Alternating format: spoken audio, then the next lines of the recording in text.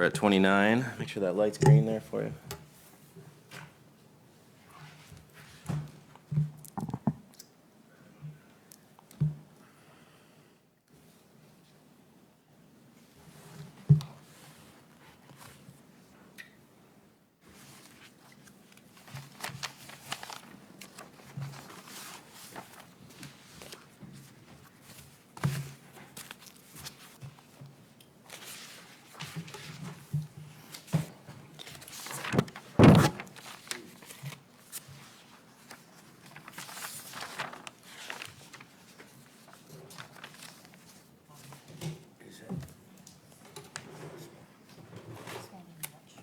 Can you change what you're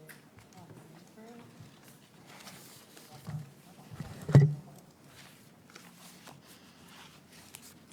All right. Well, the clock has struck 30 after the hour. So good evening to the members that are here in person, as well to those that are tuning in virtually via our Facebook stream. And at this time, I'd like to rise for the Pledge of Allegiance.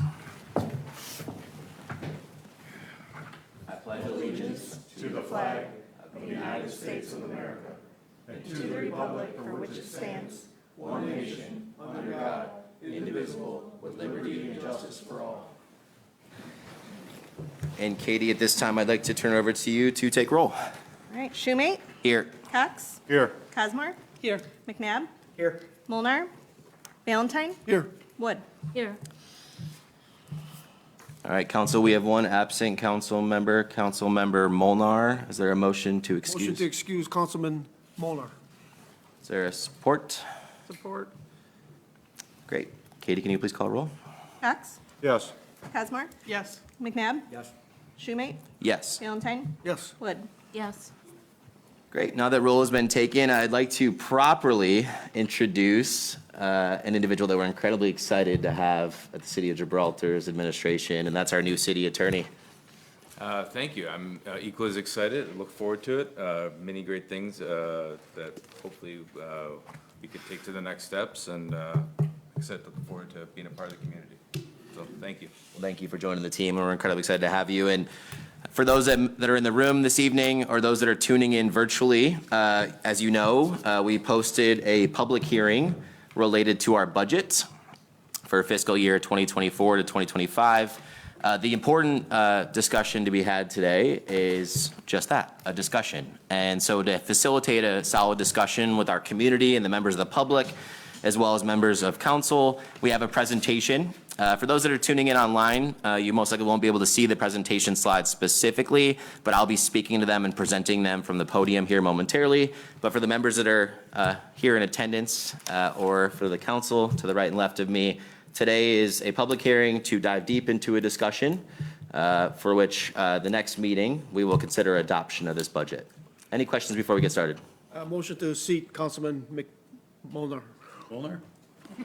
There's a motion to seat Council Member Molnar. There's a second by McNabb. Katie, can you please call roll? Cosmore, Yes. McNabb, Yes.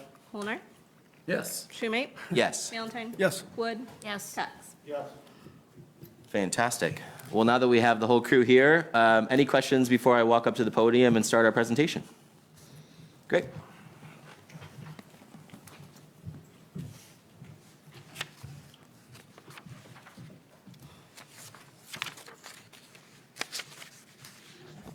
All right, so I want to lead the presentation this evening with just an introduction to the process.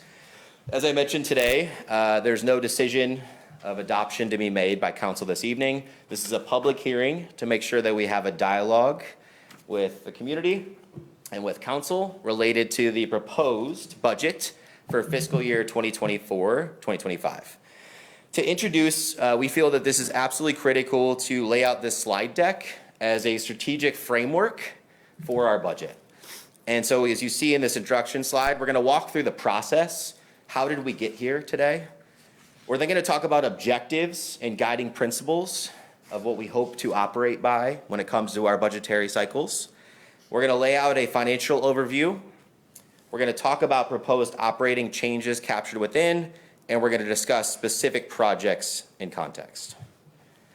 One thing that's really important to us is charter should depict our operation, And so upon a very extensive review of the charter, as well as a deep consultation with two very special parties, I want to take this opportunity to, number one, thank our finance director, Amy.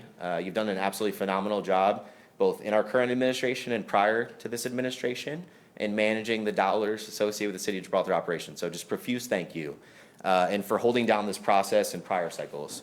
I also want to thank Vince. I think Vince has been an absolute blessing to the City of Gibraltar in so many ways. One way has been this budget process. Vince has got deep and wide experience in municipal budgets and cycles. So having Vince's fresh eyes, I think, has led to a very fine-tooth comb going through the process and going through the details that you'll see captured in this slide.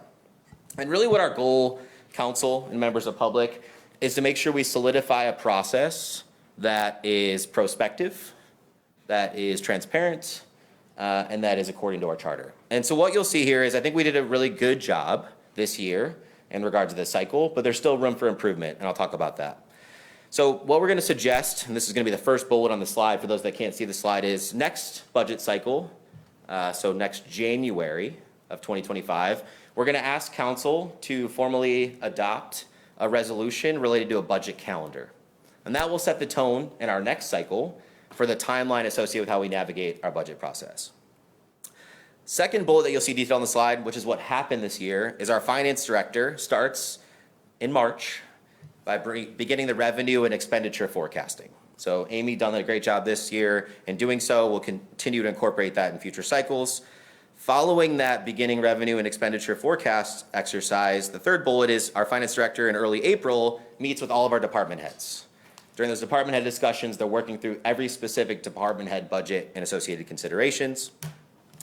Then the fourth bullet you'll see on the slide is the mayor's budget review.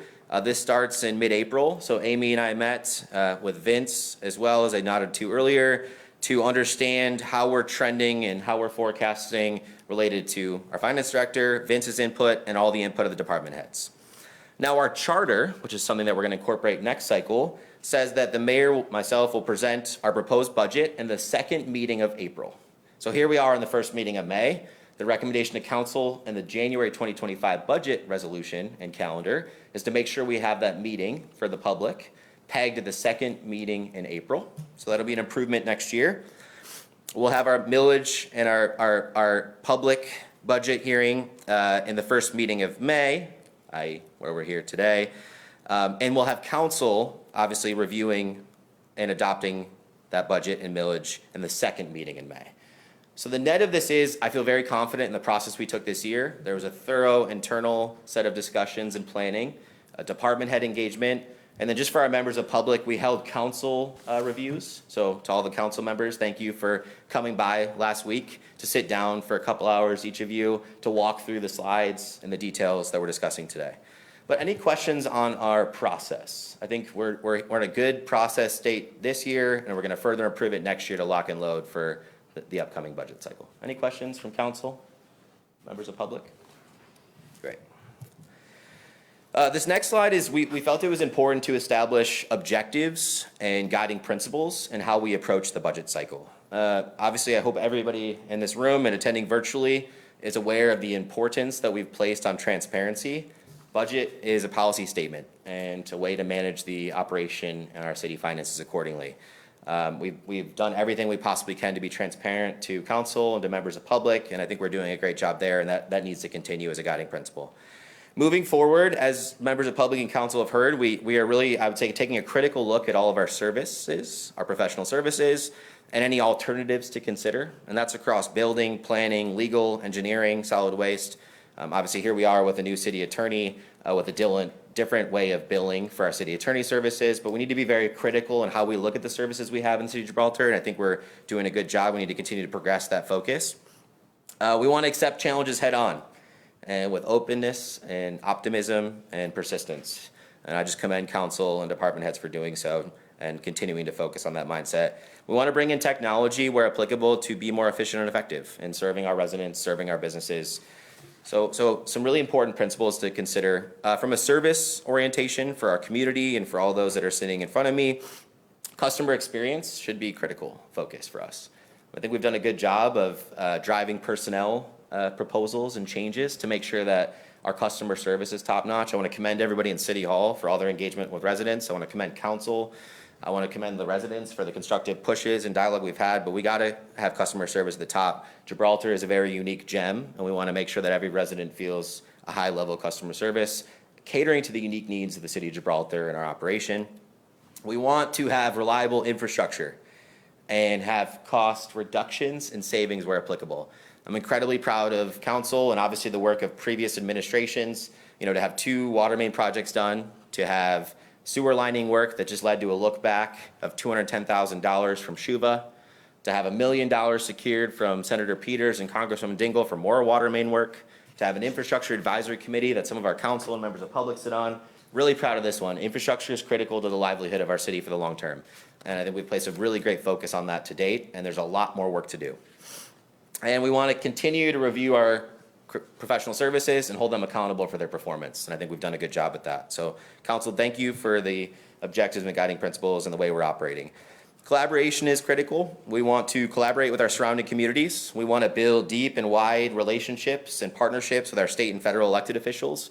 I mentioned the $1 million for the West Jefferson water main. We've put in more requests for the Middle Gibraltar Bridge and other needs for which we hope our state and federal officials hear us and support us with their actions.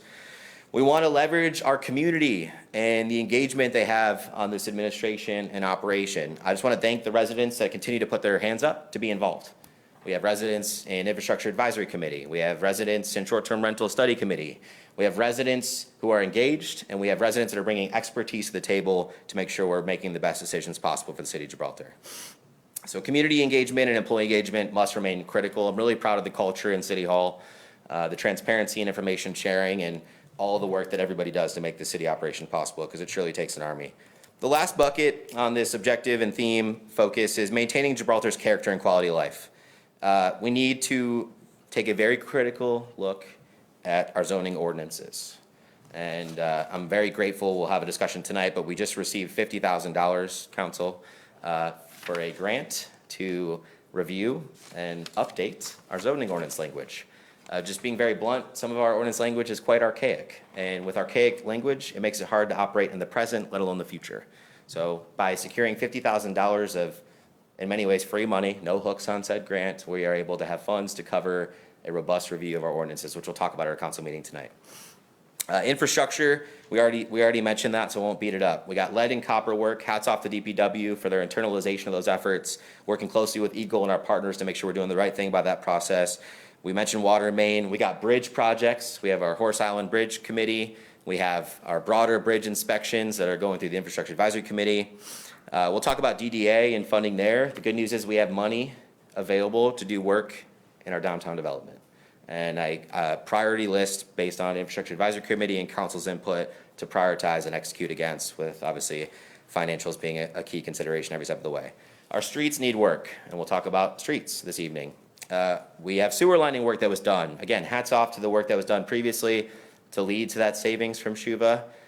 We went worst first. There's still more work to do, and you'll see that captured in our budget. The next one is really, making sure we're a place that people want to work and that we can retain and develop our employees. And that's got to be a huge focus for everybody in this room. And then lastly, financial sustainability and accountability.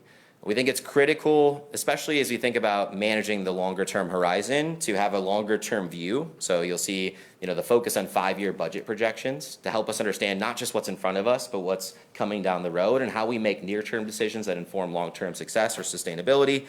Infrastructure is critical. We got to have asset management plans. We got to have capital improvement programs, and we got to execute against them financially responsible. It's absolutely critical, and I'm just proud of the work that's been done to date. And then making sure that we're responsible in our services and the costs that we spend to achieve them. Any questions on objectives, guiding principles before I move on to the financial review? Great. This next slide, for those that can't see it on our virtual broadcast, is really just a high-level pie chart showing our financial overview. The simple takeaway for everybody in this room, while the pie slices are broken out in front of you and the specific percentages are captured, property taxes and water and sewage revenue is 65% of our overall budget for the city of Gibraltar.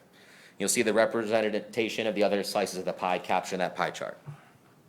If you think about major revenue sources, as I just highlighted in that pie chart, property taxes. The good news is, and I'll just start here, this budget presentation and the budget details in front of you, I feel is great news for the city of Gibraltar. And I'll talk more specifically about what I mean by that. The first item is, I know I got questions on the public hearing notice. There's a public hearing posted on Facebook. The language I reacted to as well. What I want everybody to know is that language is included in the public hearing notice. It's just standard language we have to use to disclose this public hearing. What I want to lead with is that what you'll see in this budget presentation, for those that are in the room or for virtually, is there's a proposed millage reduction. So we are in a millage reduction state, and I want to be clear on that. I know I got questions from the public hearing notice and the language in there. We are proposed millage reduction. Taxable value growth of 7%. The second item is really important to us. We know there's a lot of feedback on water and sewage in the city of Gibraltar. The good news is the infrastructure work has been a huge priority focus. Water mains, sewer lining, which led to savings. The look-back check of $210,000 gives us a decision that council needs to make. And what I will simply summarize right now and discuss in more detail later is, to our residents, we will have to absorb, I should say, a 12-cent increase from Galiva in our water rates. Our current budget proposal is that the city of Gibraltar and your administration absorbs that increase, meaning we do not pass that increase on to the residents, and they will not see that in their water bill. Furthermore, since we got money back from SHUVA, we feel it's important to not only take some of that money for the capital improvements and continued work to optimize our sewage and water infrastructure, but we feel it's important to give money back to our residents. And we've heard you loud and clear. While we have ongoing lead and copper work that needs to be done, one of the proposals in this budget presentation is to give every household in the city of Gibraltar $25 off of their water bill. We feel this is a great signal to take our savings and pass it on to our community members. And all we are going to ask and put in that $25 reduction on your water bill is that you fill out a link related to our lead and copper line survey assessments so that we can capture that information for our city of Gibraltar and the grant that we received. So we'll talk more about that, but I want to lead with that. In summary, the city of Gibraltar had to eat a rate increase on our water, and we are not going to pass that along to our residents. And the current budget proposal is to give every household in the city of Gibraltar $25 off their water bill, with the requirement of them completing a link that will help our lead and copper work, which we are required to do. The next one is fund balance. We'll talk about broader budgetary considerations in a summary slide, but from a fund balance perspective, we have mostly DDA bond surplus. It's something we've already talked about with council in the order of about $750,000. The important thing is that we have work to do in downtown development, so we'll have more discussions on this, but I want to flag that surplus in DDA fund balance. I mentioned that we are proposing a millage reduction. And so for those that can't see the slide in front of me, you're going to see 5 rows captured, and this is the millage history. And I'm just going to focus on the change for each. In general government, we're proposing a reduction of 0.1327 mils. In solid waste, we're proposing an increase in 0.1098, sorry, the text is a little small on that slide, 1098 mil increase, with the logic that we'll talk about more. Vince will comment on that, but as we know, we're going through an RFP process for our waste management and recycling, and we expect costs to increase there. So you'll see a slight mil increase on solid waste. On the third row, you'll see our road bond. We're proposing a 0.11 mil reduction. Fourth row, you'll see building bond. We're proposing a 0.11 mil reduction. And for water and sewer, we're proposing a 0.0228 mil reduction. So for those that are listening and for those that can see the slides in front of you, the millage reduction in total is a reduction of 0.2657 mils. This next slide I thought was, I just want to commend Vince based on council's direction. If you recall, Vince presented on water bills and how we arrive at water and sewage rates and the bills that our residents see. Obviously, we just talked about a proposed strategy for water and hopefully giving money back to the residents in this community. What you'll see for those that can't see the slide in front of you is just as Vince presented in our council meeting that our residents saw, you'll see he just broke down the water and sewage charges just for calibration for everybody in front of you on how we get to the charges that are captured in a resident's bill. I think this slide is a really nice summary slide of our major operating funds and our fiscal health as a city of Gibraltar. So I'll take it one by one. The good news, which I feel this slide is riddled with, general fund, we're in a good equity position.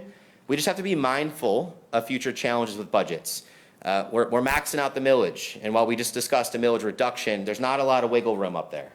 And so it's going to be critical for council to take a longer term horizon view and be financially responsible in our operation to make sure that we're mindful of those millage limitations in the long term. But at the end of the day, we're in a very good equity position with our general fund. Second thing is for our major street fund, and I'll take the third because it's relevant to this, is our also local street fund.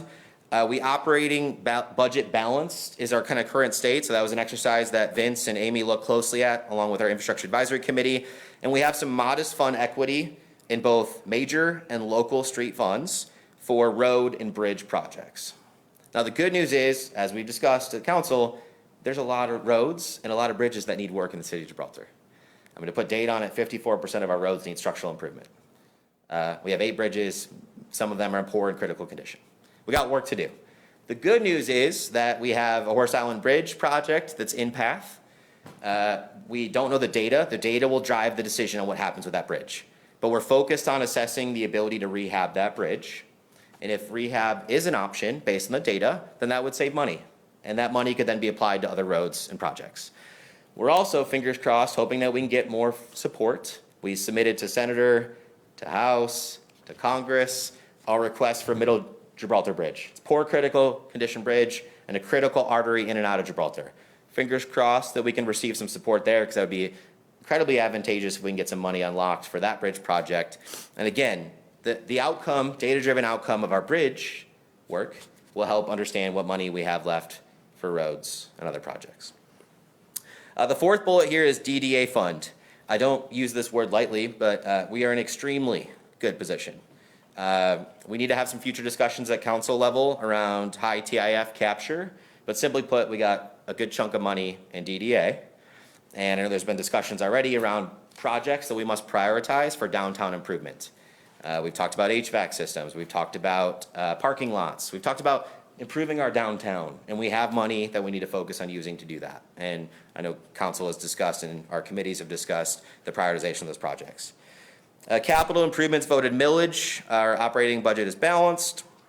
Our water and sewer fund, we got good fund equity. Our SHUVA look back allows us, as proposed, pending council's adoption, to negate the increase to our residents. The city of Gibraltar eats that increase that we just absorb on water, and then give money back to our community and every household in it. Pension funds are fully funded with conservative assumptions, and a retiree healthcare not funded, but that's pretty much a pay-as-you-go system as designed.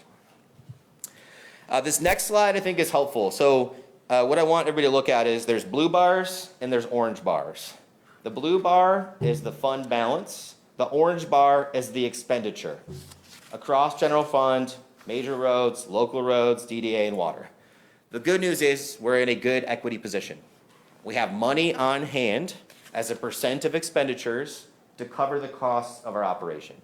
One thing that council will be tasked with considering is, do we want to put a threshold of fund balance relative to expenditure as a policy for guiding the retainment of those funds? Meaning, if you look at a bar, like general fund as an example, do we want to set a percentile that gives us a target to maintain fund balance relative to expenditure?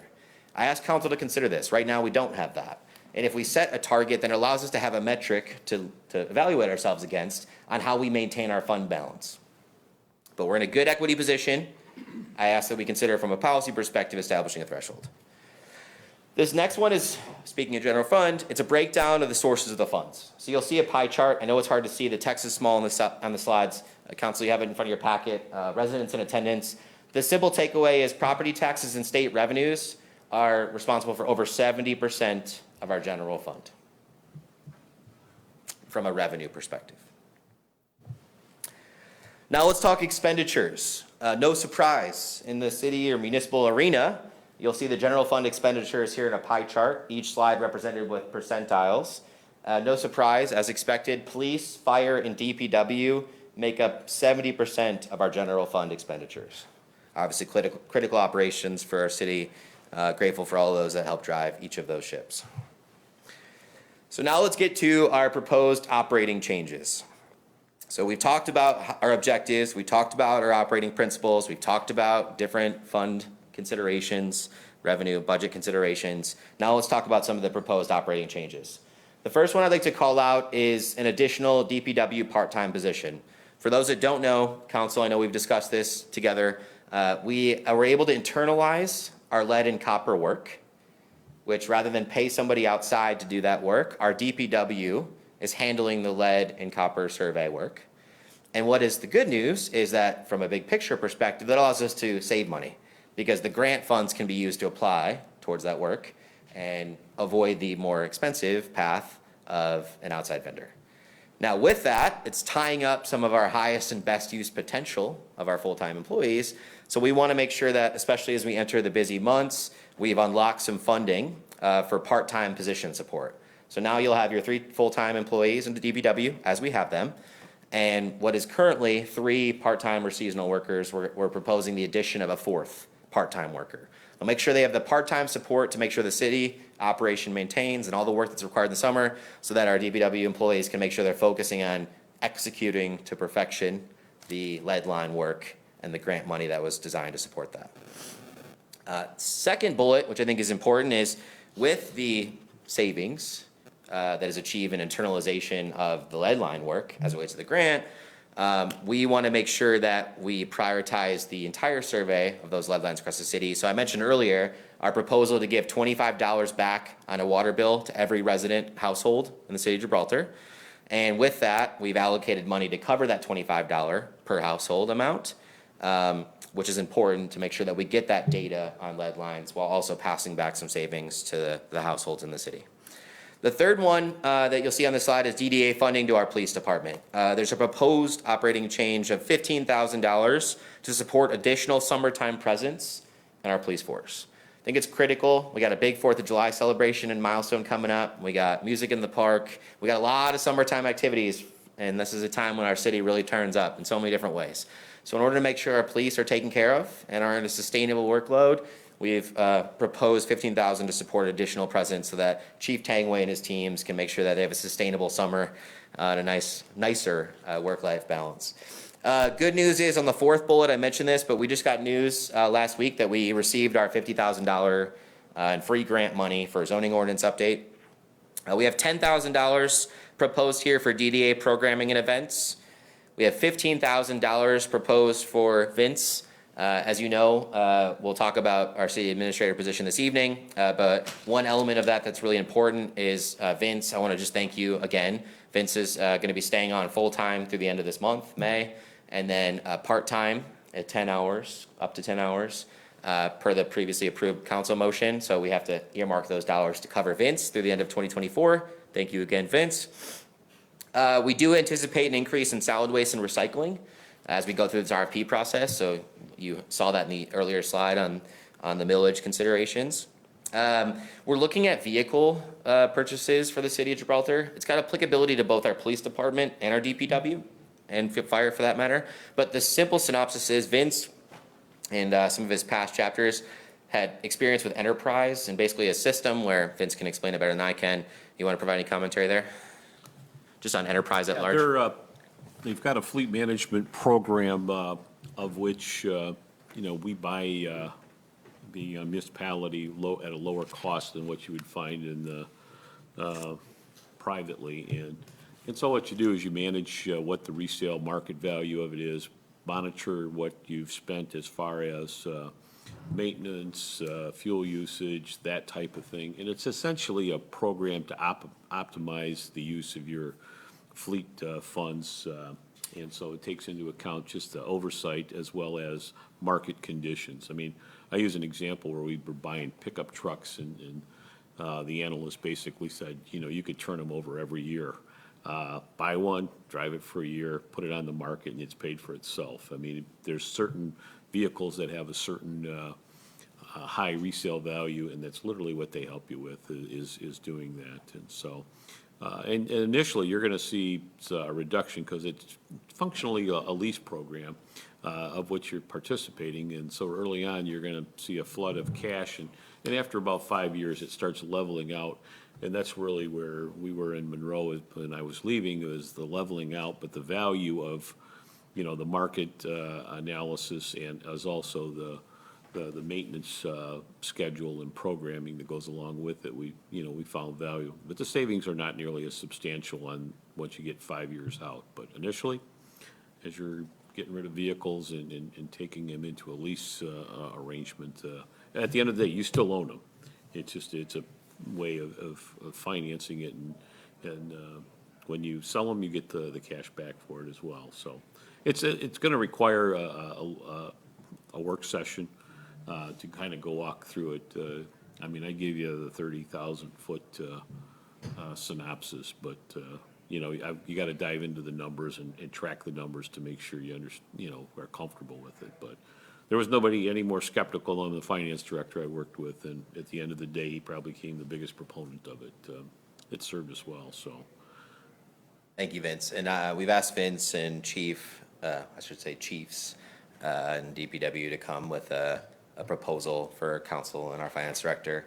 I'm a skeptic too when I first heard it, but we trust that the proposal will come and we can evaluate what's best. So that closes out that slide. This is my last slide before I turn it over to our finance director. But the last slide I have here is just upcoming projects. We feel it's absolutely critical to continue our additional funding for sanitary sewer lining projects. Obviously, the sewer lining investment that we spoke of at previous council meetings has paid off and getting money back to our city, coupled with Mother Nature. But we want to keep doing the work. We were worse first. Now we're getting to not as bad of work, but we still a lot more work that should be done and needs to be done, and the ROI is there. The second thing is DDA project funding. We're looking at a number of around $1 million, and that's bond surplus plus current revenues. The good news is, I know we had discussions around TIF capture and considerations there, but the good news is we have money right now to do work in our downtown. And I think there's plenty of work to be done, and I know there's projects that have been prioritized. Horse Island Bridge, as I mentioned, we're focused on rehabilitation if that is a data-driven, cost-responsible option. So the data will talk and tell us what the rehabilitation could do and what the life cycle considerations are for that rehabilitation, but that's our focus right now, is to explore that path, and the engineers and our committee are working to gather that data on core analysis and other assessments of the current bridge state, structural load capacity, et cetera, and what a rehab project and the pros and cons financially could look like. If rehab is a path, then we save money, and that money could otherwise be applied to other projects that are in need for the city of Gibraltar. We're pursuing federal funding for the Gibraltar Road bridge replacement. That's the one over the Franken Poet, poor critical condition, main artery of the city. Fingers crossed so we can get some funding support there. We're continuing our activities with lead and copper grants. As you know, we got the $400,000 grant. We're internalizing the survey of that work. So excited about that.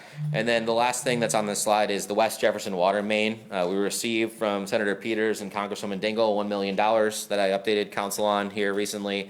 That $1 million is for our West Jefferson water main project. Total estimated cost of the project is about $1.35 million. So you can imagine we need to earmark some of the balance, $350,000 or so, from our capital improvements millage to make sure we can get that water main addressed. So council, I want to stop there. Members of public, that's the strategic framework of our budget for the city of Gibraltar as proposed for 2024-2025. Again, tonight's a discussion, feedback. I know we've talked with all council members, department heads, some members of public that have raised questions or thoughts. But tonight is meant to be a discussion for which the consideration for council to adopt the budget would be at our next council meeting. Amy, I can turn it over to you if you'd like. Okay. I don't think I have too much. There's just a couple of changes that I'll kind of highlight over. We did in the general fund break out cable franchise fees and cell tower lease out of miscellaneous.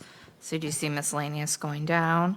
I also broke out, instead of us showing the DDA transfer the way we used to, I broke it out as the amount of the DDA transfers coming in as income and the accounts that the transfer used to impact. It's referencing the full amount. So no, nobody got a 20K raise. It's just the amount that it should actually reflect. see, I don't think I really have that many other main changes with it. It's kind of the same as I have run it in the past. We do have a healthy fund balance at about 30%, which is good. I try to conservatively predict interest rates, but hopefully they will continue to remain high and we can continue to earn money on our idle funds. Other than that, I did meetings with all of council. I don't know if anybody has any questions they'd like to address towards me or anything of that nature. Even with the public, if you have any questions, please feel free to ask. For any public comment, please approach the mic there and just state your name and address for us if you could. Cindy Fesco, 29145 Coral. I just have a quick question. What is considered downtown in Gibraltar? I'm not too sure what's considered downtown. Vince, you want to speak to that? It's pretty broad. It encompasses segments along, actually all of North Gibraltar, kind of the core area right here with City Hall and, Humbug and the Marina area. And as you go up, Middle Gib, it goes as far as, I think, past Jefferson and West Jefferson, pretty much most of the east to west or north to south on West Jefferson. So it's a pretty large encompassing area that's within the district itself. But the core area, with where the south and the North Gibraltar Road come together is what I think you would consider the core area, but it's a big district. What kind of plans are made for it? What's that? What kind of plans are you talking about to improve it? Yeah, so we've had our Infrastructure Advisory Committee work on prioritizing projects. Vince, I'm glad to let you speak to that if you want to speak to any of the projects that are currently proposed.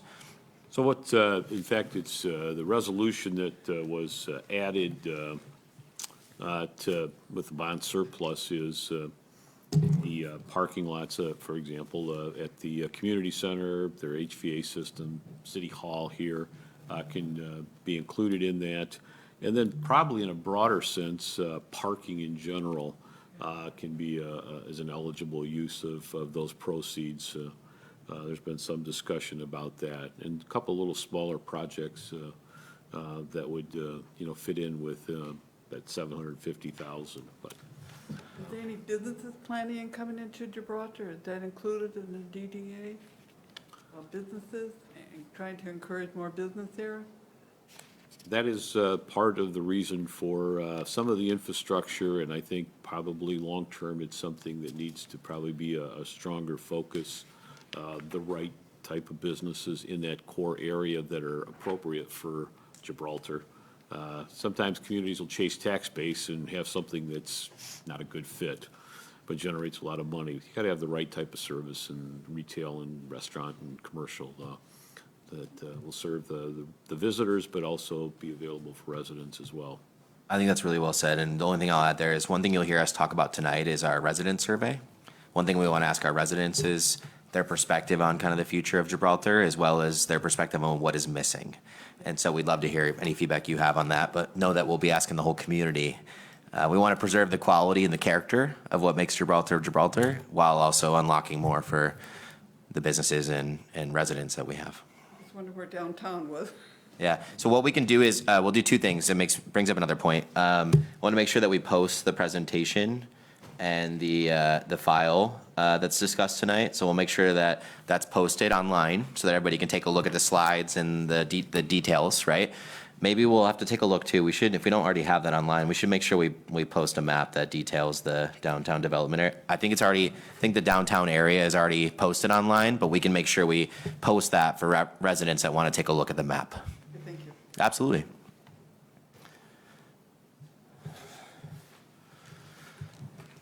Good evening. Good evening. Wayne Brandon, 30490 South Gibraltar Road.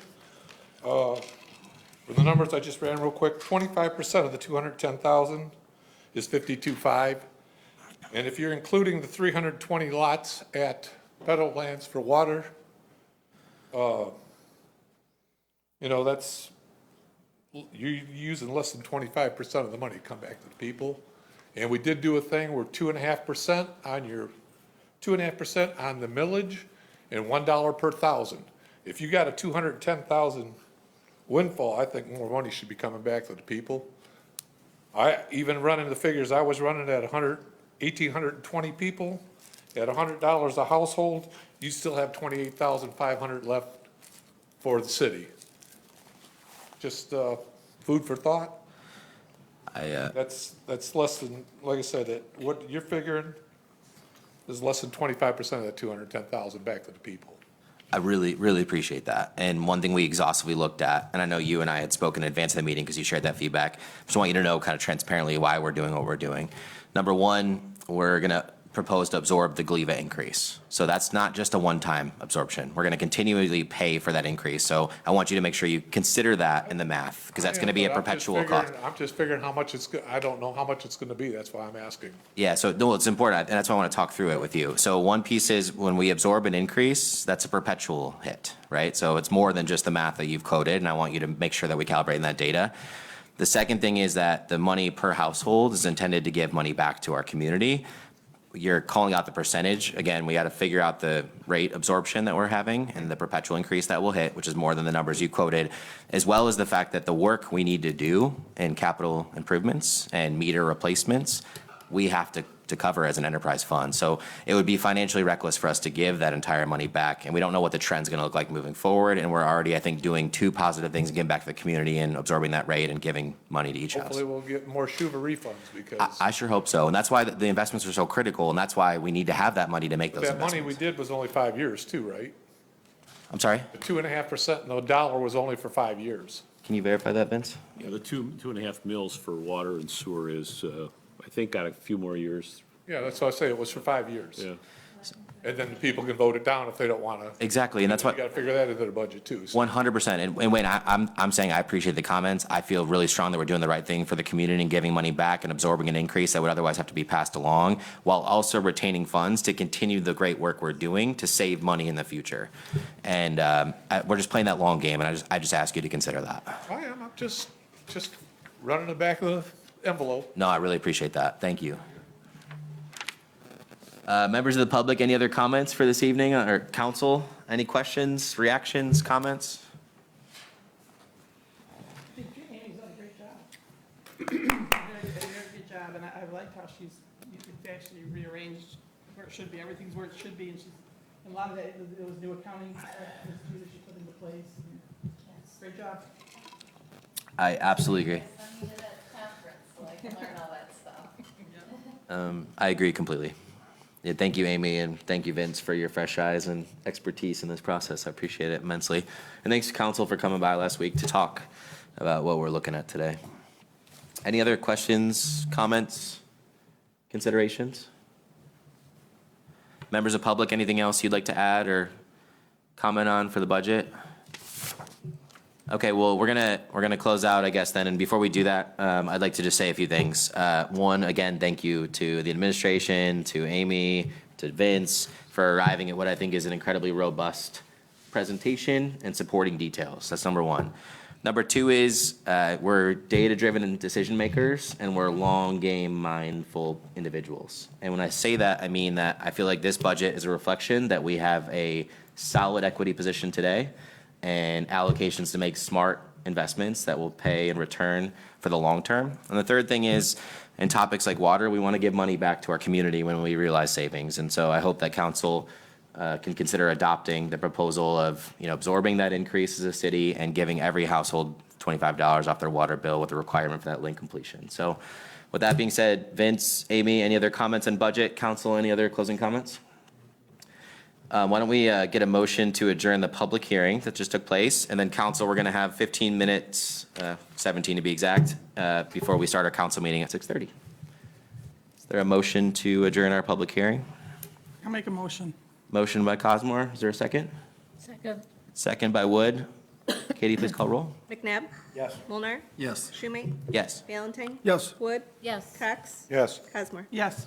Okay, our public hearing is now adjourned. Those that are listening, tuning in, we're going to start our council meeting as planned at 6:30. So you have 17-minute break.